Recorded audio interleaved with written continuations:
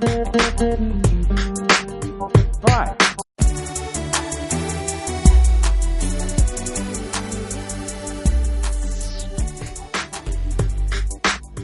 What I'm going to do, and what I want to show you is direct performance record. It allows me to go straight from this performance. Oh, love those effects. You have that multiple repeat.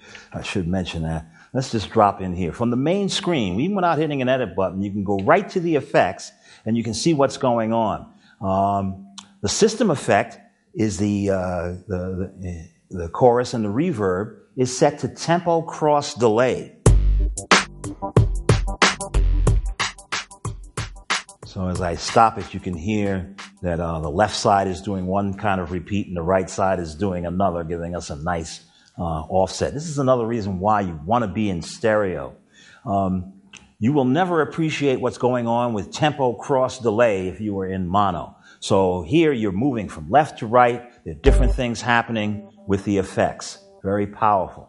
You can customize all of these. Remember, you can go right in there and change the effect, change what's going on. This is a 4-beat echo. You can see that it's delaying signal from left going to the right side with a dotted quarter note, and from right side to left side with a half note. So in other words, you're getting this offsetting kind of groove thing going on with the echo. So very powerful. This is not just something you know that is fixed. You can customize this. Maybe you want it to be much faster. Maybe you want 8th notes or 16th notes. It's very musical. So the repeats here are right in tempo with what you're doing. All right. Let's change that up. See if we can make it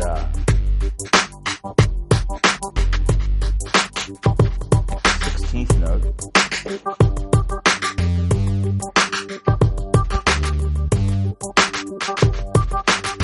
And an 8th note.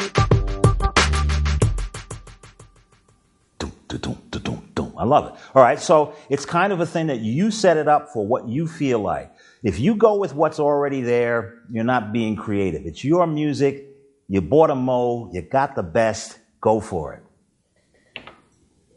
All right, so now, our next thing. Let's take this performance, and I'm just recalling it, so it's back to factory, so you can do this same thing if you're playing along. And what I'm going to do is record this to the sequencer. Now, this is a very powerful feature, direct performance record. It allows you to go from the performance that you've constructed straight to the sequencer. It allows you to jumpstart your musical composition. And that's the way I like to look at it. It gives you a head start. It's not just you playing one track at a time. Let's all remember Les Paul, the inventor of multi-track recording. For those of you who don't know, Les Paul was a guitar player. Yes, Les Paul, that Les Paul. And he invented multi-track recording basically by taking a tape recorder and doing things that you weren't supposed to do with it. All right, he'd lay down one track and then he'd roll the tape back and have a separate record head. The beauty was he designed a separate record head that would allow him now to put a new track on top of that old track without erasing it. So he would multi-track and add multiple things. So he'd play the guitar 4 times through. And by the time you heard him playing, it was like, how did he do that? All right. So multi-tracking is the art of adding one thing after another. Now, he did it one track at a time. Imagine it's you putting a musical composition together. It's great to be able to play along with a metronome, but it's much more inspiring to play along with a drum groove and a bass line. Now, you can change your mind about those things later, but it's a very compelling feature to be able to put together a performance and jumpstart your recording by recording a lot of it all at once. So on this particular first pass, what I'm going to do is I'm going to hit the record button. It immediately takes me to the record setup screen. Now you see here that F1 is selected. This is automatic. Now I can direct the performance to either pattern mode or song mode. Now the sequencer in the MOX is divided into those two modes. Now let me make them real for you.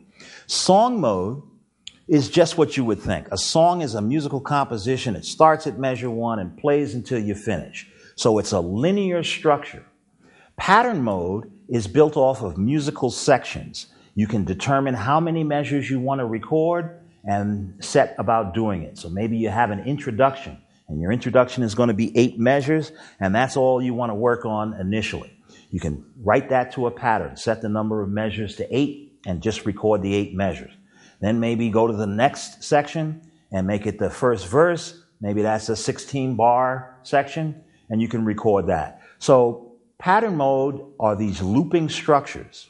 They work like an old-style drum machine in which you could put together a short piece of music and string them together into a linear composition. So when you're trying to be creative, if you're just doodling away with stuff, you might want to choose song mode as the target because you can play as long as you like. Pattern mode, when you know what you're doing and you know what you want. Now, I'm going to call up a blank pattern, pattern number 5, and I'm going to go to section A, and I'm going to record an 8-measure section. All right? So section length is how many measures it's going to record before it loops back to the top. It automatically has set the time signature to 4/4 because it got that information from the performance. It already has set it to 92 because it got that information from the performance. I start with arpeggio number 1 as my first section, and I can transfer that directly to the sequencer. Now, direct performance record is as easy as 1, 2, 3, and this is what I'm going to show you. F1 is your setup screen. You've seen what I've done. We're going to pattern. We're going to section A. We have 8 measures. F2 will show me, and this is very graphic, the record track 1 through 4. So the 4 parts of my performance are going to be automatically split out to 4 separate tracks. This makes life very easy. So a performance is 4 parts. Each part will have its own individual track, and you will be able to edit its data individually. All right? So you can have it, you can target different sets of 4 tracks, but initially you start with tracks 1 through 4. All right? So that's our 1, 2. Our 3 punch is right here, F3. This is where you can set key on start. Now, key on start parameter means when I touch the keyboard, automatically the arpeggio is going to start. No pressure from the metronome counting in, and do I have to hit the note right on the beat? All right.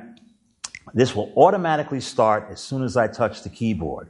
Notice also it says copy performance parameters.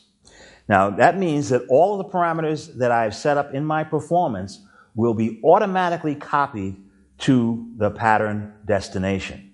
So no more do I have to do that manually. It's all automatic. Move to record mode upon completion. In other words, once I've recorded my 8 measures, it's automatically going to take me to the pattern mode so that I can hear it back. Very smart. All right, the click is on. I can get information about what's selected if I want, but I'm ready to go. 1, 2, 3. So now I'm going to do a simple thing here. I'm recording 8 measures.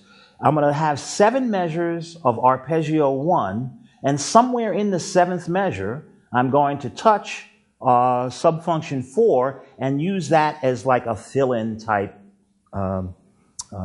measure. All right? So here we go. You can see it's recording. It's counting the measures in the upper right portion of the screen. And since it changes at the top of the next measure, anywhere in measure 7, I hit arpeggio 4, and it punches me out. Now it's writing that, copying the data to the mix, and it takes me right to pattern mode, and I'm ready to play back. This is great. It makes it easy, and it's that easy to punch in a fill-in for yourself, just as I did. You can see the measures counting. We're 6 out of 8 measures right now, 7, and here comes the fill-in. All right, and then it repeats. Wonderful. All right. So let's just do one more section here so I can go right back to performance mode. It remembers where I was. And maybe this time I'm going to do ARP 2 and use maybe ARP 5 as the fill-in. All right, so once again, I hit record. I'm on the record setup screen. This time I'm going to target section B. All right, makes sense? So I'm going to have, you have up to 16 sections, A through P. So you can write different sections for yourself. All right, again, I'm targeting tracks 1 through 4 because a section, the instrumentation will change, stay the same. And it's all set up. I'm ready to go.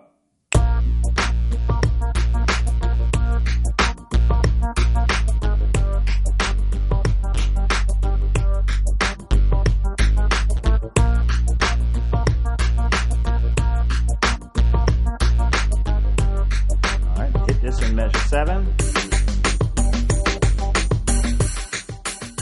and it punches me out. It writes the data to the sequencer, and it automatically stores it for you, which is wonderful as well.